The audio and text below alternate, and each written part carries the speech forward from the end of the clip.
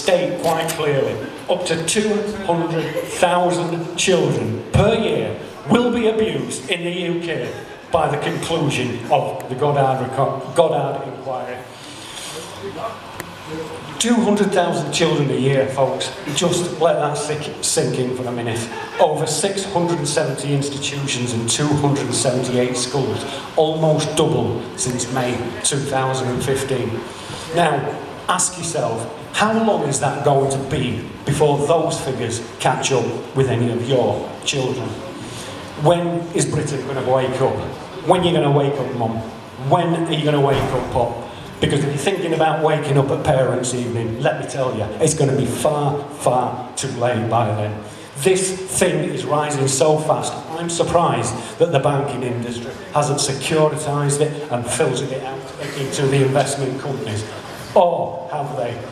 We hear that Operation Midland, the investigation into the pedophiles held guest out there, now they've dropped, well, there's no surprise there, message to the Westminster, message to the Met. Not on your life. I'll be out there in the summer, on the streets. I'll be out there telling them all about Sir Edward Heath, Jimmy Savile and how Margaret Thatcher and her cabinet, how she knew all about the infestation of the paedophiles within her cabinet. Infestations like Sir Peter Morrison.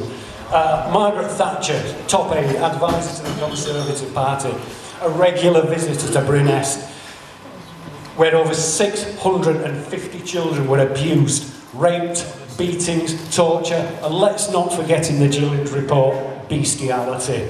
I'll be out there talking about King Cora Children's Home in Belfast, which was an intelligence centre. How do you think the Northern Ireland peace process came about? Blackmail involving children. That's what our government is quite prepared to do. King Cora was a honey trap for the paramilitaries, high-profile figures. Is it a coincidence that Gerry Adams' brother of the Sinn Féin party is a well-known pedophile? It's all about leverage.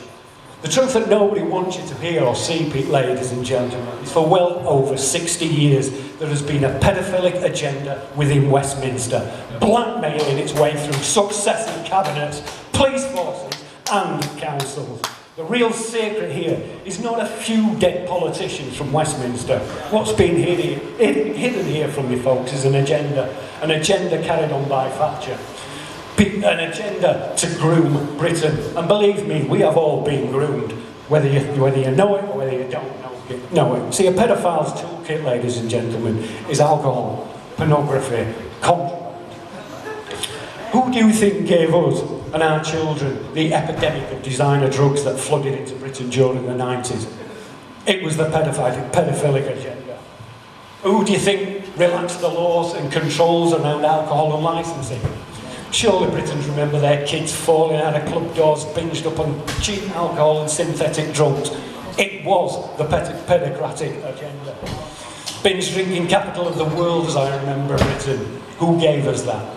The pedophile. The pedophiles in Westminster. They gave us that. They've subverted us and our children. Why? Because they wanted to make us compliant. If we don't think we're compliant, let me just remind you of those figures by Operation Hydrant. 200,000 children a year in Britain will be abused by the end of Goddard inquiry. Do you not think that's compliant? Okay, ladies and gentlemen, I'm going to pass you over to David now, to Jason, and we're going to get on with our first speaker, the lovely Lou Meg. Jason, you're up, buddy.